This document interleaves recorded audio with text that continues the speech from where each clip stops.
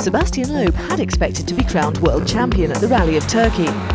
But sensationally, he would not be at the start line. Instead, he was at home in Geneva, nursing a broken arm he suffered in a mountain biking accident. This is the bike who caused me all this trouble.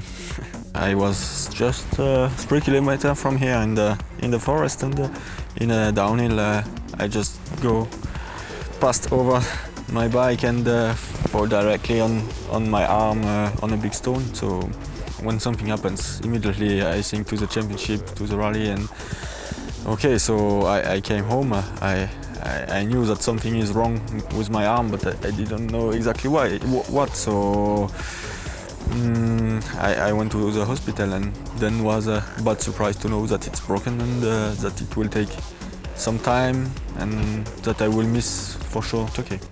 His replacement in the Citroën team was WRC legend Colin McRae. He may have expected to be the headline act, but on day one at least, he was upstaged by the weather.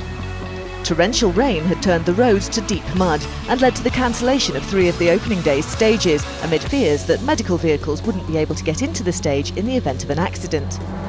But on the stages that were run, Marcus Grönholm gave notice that he was going to take maximum advantage of the fact that Sebastian Loeb wasn't here.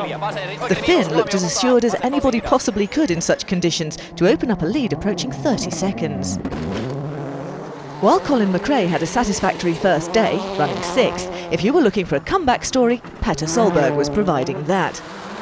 Although his Subaru was experiencing some traction problems, it seemed to be largely free of the debilitating mechanical issues that had scuppered his assault on the driver's title. He established himself in 2nd. Solberg's speed on the later part of day 1 even suggested he might be capable of mounting a challenge for first place. But while showing promising signs, there is still some work to be done on the Subaru, and Solberg would have to accept he wasn't quite ready to compete with the likes of Grönholm. 2nd place for the Norwegian would have still been a great result, but regardless of the talent of the driver or soundness of the car, nothing can be taken for granted in Turkey. On day 2, a big rock threw the Subaru offline, and Solberg and co-driver Phil Mills were stuck in a ditch. More disappointment for Solberg, but he could still take some positives from this event.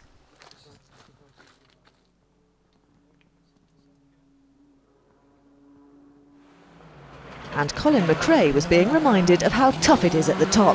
He may have 25 WRC wins under his belt, but he was still getting used to this car and the setup of the team. Tyre choice was always an issue, and some wrong decisions in this department were holding him back. But he and co-driver Nicky Grist still looked set for a top 8 finish. However, although they were in Loeb and Eleanor's car, they didn't experience the luck of the reigning world champions. A failed alternator forcing them to retire on the very last stage. Despite the awful conditions, there were relatively few retirements, though Jan Kopecky would not be coming back from this off.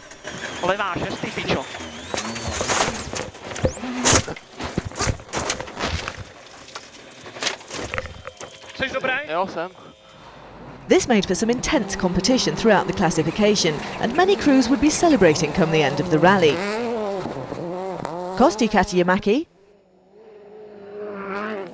Chevy Pons and Chris Atkinson were disputing the middle order of the leaderboard over the last 2 days. By the time they reached the last stage, 4th place was the prize, and it was Chris Atkinson who was in possession.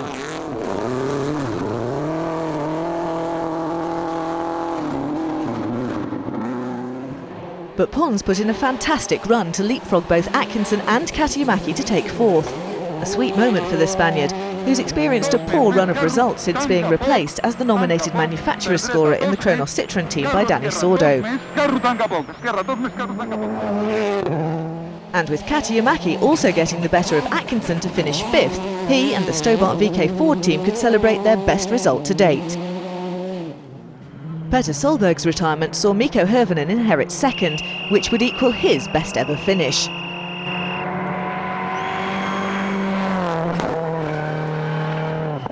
He held off a spirited challenge from Henning Solberg.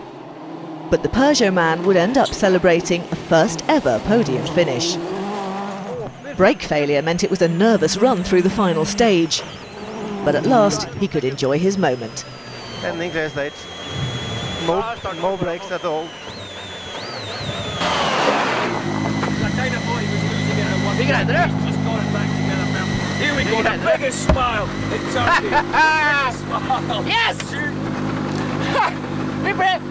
we broke a brake pipe, so we have to fix it, so we nearly reached the end and now we are on the podium for the first time. Oh, I was nervous. Oh. But the biggest party would be in the Ford camp. With Hirvonen already across the finish line, it was just left for Gronholm to get home to give the team their first 1-2 since Mexico 2004.